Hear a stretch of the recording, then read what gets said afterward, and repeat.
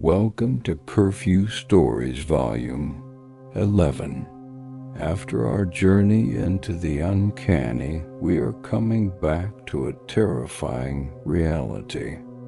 The most dangerous place isn't a haunted forest or an abandoned asylum. It's your own home, because you think you're alone. You think the doors are locked. But sometimes someone found a way in months ago, and they've been living just inches away from you, watching, waiting, and sharing your life without you ever knowing. Tonight we look at the documented cases of the unwanted guests. These stories are real, and they might be happening right now in the room next to yours. This is the Unwanted Guests. The Tokyo Closet Lurker. Imagine a life of perfect solitude. A 57-year-old man living in Fukuoka, Japan, enjoyed just that.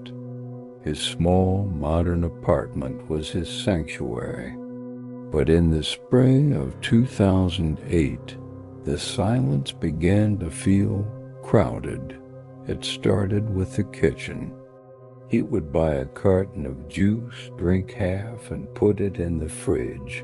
The next morning, it would be empty. Then his leftover rice began to vanish. He lived alone. No pets, no visitors, no family. He began to doubt his own sanity, wondering if he was eating in his sleep. He began to perform small tests. He would place a toothpick on the door frame or align his slippers at a precise 90-degree angle. Every evening he returned to find the toothpick on the floor or the slippers slightly askew. The feeling of being watched became a physical weight. He felt eyes on his back while he watched TV.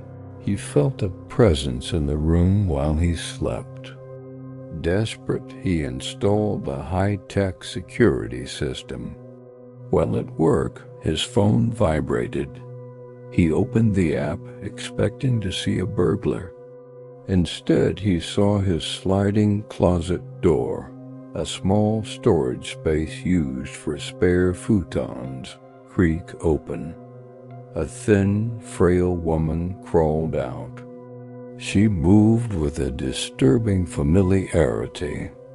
She walked to his fridge, eating his food, and even sitting on his sofa to watch his TV for 2 hours. When the police raided the apartment, they were baffled. The rooms were empty. It was only when they checked the top shelf of the closet, a space barely 10 inches high, that they found her. Tatsuko Horikawa had been living there for 1 full year. She had mastered the art of moving only when he was in the shower. She wasn't a ghost, but she had become the silent shadow of his life.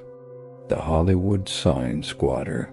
The Hollywood Hills are known for their sprawling mansions and high-security gates. But security is designed to keep people out, not to find those who are already in.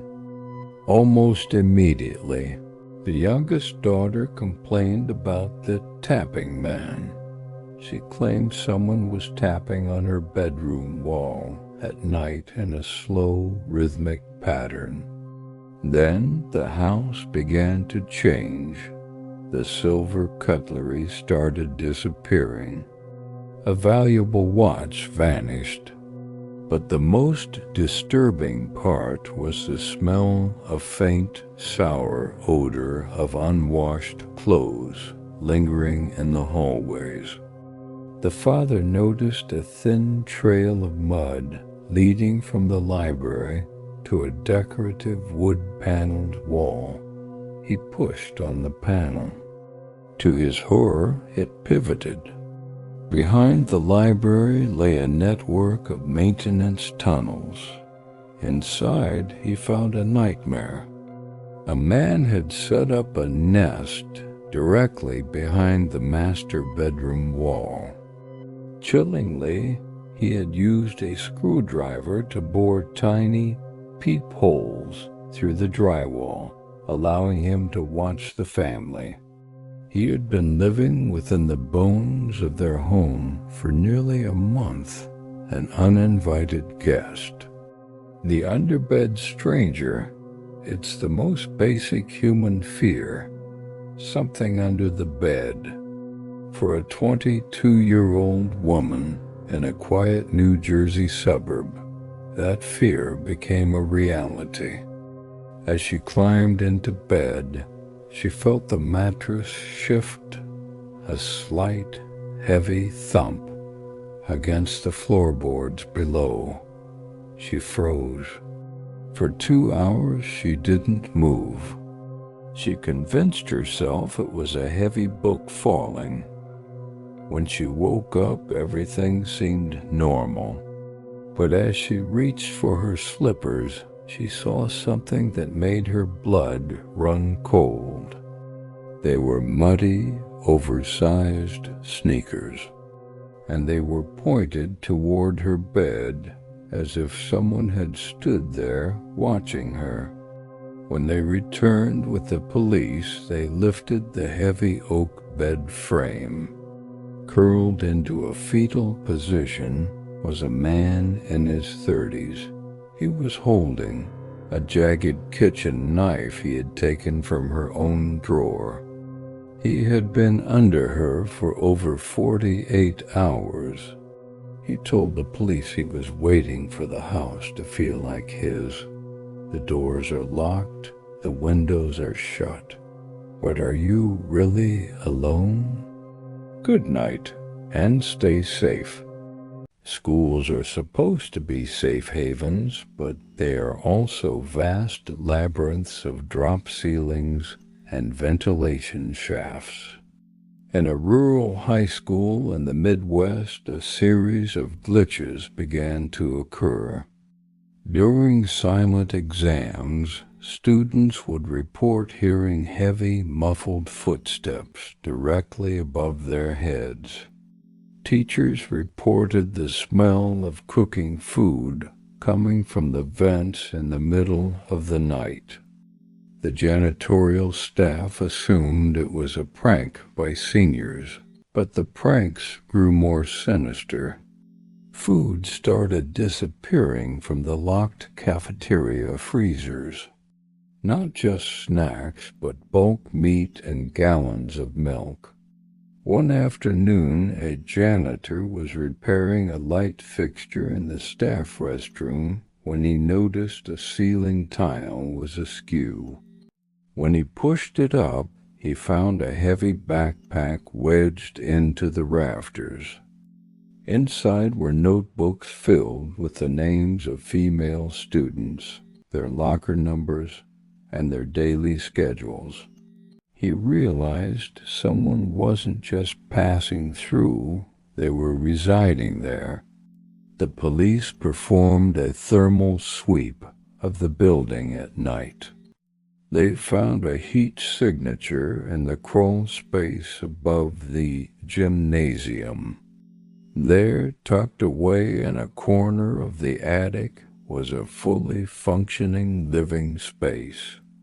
A man had rigged a power line to run a small TV and a hot plate. He had stolen gym mats to make a bed and had lived there for 6 months. He had spent his days moving through the ceiling tiles, peering down into classrooms through the ventilation grates. He was a silent spectator to 1,000 lives, a predator who used the school's architecture as his personal hunting blind. In 1986, the Andrews family was grieving the loss of their mother to cancer. The father and his 2 teenage daughters moved into a new home, hoping for a fresh start. But the house seemed to reject them. One of the daughters began finding strange things. Her mother's jewelry moved to the center of the floor, or her bedroom door locked from the inside while she was out. Then came the messages, written in shaving cream on the bathroom mirror, "I'm back," or written in milk on the walls, "I'm watching." The family thought it was a cruel prank by a neighbor or a ghost. They even held a seance to try and quiet the spirit. But during the seance, a hatchet was thrown from the darkness of the hallway, narrowly missing the father's head. Panic set in. They called the police, who searched the house but found no one. They changed the locks, installed alarms, but the messages continued. One night, the father was sitting in the basement when he saw a pair of eyes peering through a tiny crack in the drywall. He grabbed a hammer and smashed the wall open. Behind the insulation, in a cavity barely wide enough for a human, sat 17-year-old Daniel LaPlante. He was wearing the deceased mother's wedding dress and holding a hatchet. He had been living in the wall voids for months, moving between the floors like a parasite. He didn't want a home. He wanted to play a game of psychological torture, using their grief as his playground. He is a reminder that sometimes the monster isn't under the bed, he's inside the very walls you lean against. An 85-year-old man, suffering from early onset dementia, lived alone in a large Victorian home. His daughter visited twice a week, but she was amazed at how well he was doing. His laundry was always folded, his heart medication was always laid out in a neat tray, and the kitchen was spotless. Her father claimed his wife was doing it. The daughter assumed his mind was slipping further into the past. However, the daughter noticed something odd. Her father's bank account showed small, unauthorized withdrawals for groceries. She saw strange brands of tea in the cupboard that her father never liked. Suspicious of elder abuse, she hid a camera in the kitchen. She expected to see a neighbor or a scammer entering. The footage revealed something far stranger. At 3 a.m., a floorboard in the pantry lifted. A woman in her late 40s emerged. She spent 3 hours cleaning the house and preparing his breakfast. She even sat by his bed for an hour, watching him sleep with a look of genuine affection. The woman was a former live-in nurse who had been evicted and had found a way into his crawlspace. She didn't want to hurt him. In her warped mind, she was earning her stay by taking care of him. She had lived under his feet for 2 years, a benevolent but terrifying squatter who had shared his life in total secrecy. 6 real stories. 6 homes that weren't as private as they seemed. The Tokyo Lurker, the boy in the walls, the stranger under the bed. They are reminders that the locks on our doors only work if there isn't already someone inside. Thank you for watching Curfew Stories Volume 11. Go check your closets. Check under your bed. And if you hear a scratch in the wall tonight, don't assume it's a rat. Type lurker in the comments if you survived this volume. Subscribe to stay safe. Curfew stories. Someone is already home.